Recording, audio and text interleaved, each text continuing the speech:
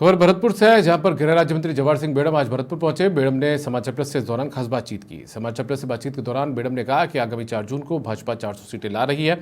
राजस्थान की भी सभी 25 सीटों पर भाजपा का कब्जा होगा। भरतपुर जिले की कानून व्यवस्था को लेकर भी बेड़म ने कहा कि पुलिस ने अपराधियों की नाक में नकेल डाल रखी है। तो समाचार प्रेस से खास बातचीत जवाहर सिंह बेड़म ने की। लोकसभा चुनाव परिणाम को लेकर उन्होंने कहा कि आगामी 4 जून को जब परिणाम आएगा तो बीजेपी 400 सीटें लेकर आ रही है। राजस्थान की सभी 25 सीटें बीजेपी जीतेगी। भरतपुर संभाग में अपराधियों को लेकर उन्होंने कहा कि पुलिस ने अपराधियों की नाक में नकेल डाल रखी है। क्या कुछ उन्होंने हमारे सहयोगी दीपक लवाने से बातचीत में कहा, वो भी आपको जरा सुनवा देते हैं।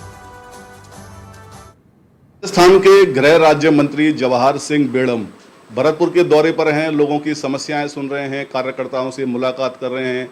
भीषण गर्मी जो पड़ रही है उसको लेकर अधिकारियों को भी दिशा निर्देश दिए हैं। लोकसभा चुनाव की मतगणना भी करीब है। आज से 3 दिन बाद लोकसभा चुनाव की मतगणना होगी। रिजल्ट सामने आएंगे। जो प्रत्याशियों के मुकद्दर ईवीएम में कैद हैं वो निकल कर बाहर आएंगे। गृह राज्य मंत्री जवाहर सिंह बेड़म की क्या प्रतिक्रिया है लोकसभा चुनाव की मतगणना को लेकर, वो हम जानने की कोशिश करते हैं। आपका स्वागत है सर समाचार प्लस में। 3 दिन बाद मतगणना है, सबकी निगाह लगी हुई है, आपकी निगाह लगी होगी। क्या रिजल्ट की आप उम्मीद कर रहे हैं? देखिए, पूरे राजस्थान में मैं कई लोकसभा क्षेत्रों में गया।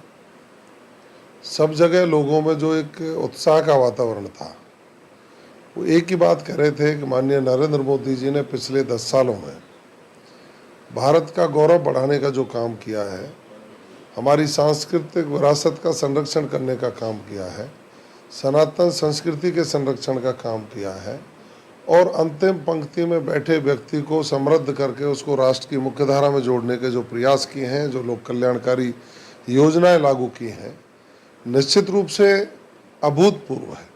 और इसलिए सबका मन कि अब की बार 400 पार, ये जो नारा आम जनता ने दिया है और भारतीय जनता पार्टी को बहुमत देकर के तीसरी बार देश का प्रधानमंत्री माननीय नरेंद्र मोदी जी को देखना चाहते हैं।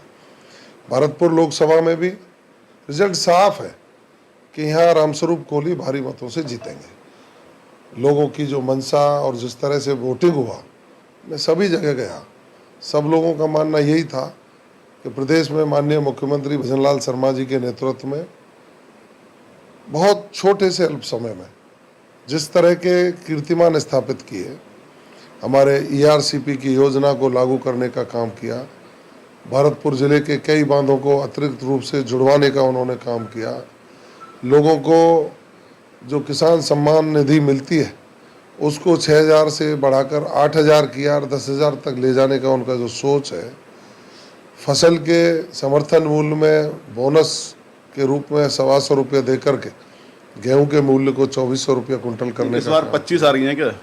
पूरी 25 के 25 सीट राजस्थान में भारतीय जनता पार्टी के खाते में जाएंगी। भीषण गर्मी का दौर है। 52, 50, 51, कहीं 48 इस तरह के तापमान सामने आ रहे हैं डिग्री पहुँचने पर। भरतपुर में भी तापमान लगातार बढ़ रहा है। क्या व्यवस्थाएं सरकार की ओर से इस भीषण गर्मी को देखते हुए खासकर भरतपुर जिले में की जा रही है? माननीय मुख्यमंत्री जी ने पूरे राजस्थान में निर्देश दिए हैं कि पीने के पानी की सुचारू व्यवस्था हो और सिर्फ मानव की ही नहीं, जो बेजुबान पक्षी हैं, पशु हैं, उनकी भी पीने के पानी की व्यवस्था हो। उन्होंने सरकार के संसाधनों के अलावा भारतीय जनता पार्टी के कार्यकर्ताओं को भी कहा है कि सेवाई संगठन का संकल्प लेकर के हमारा संगठन काम करता है।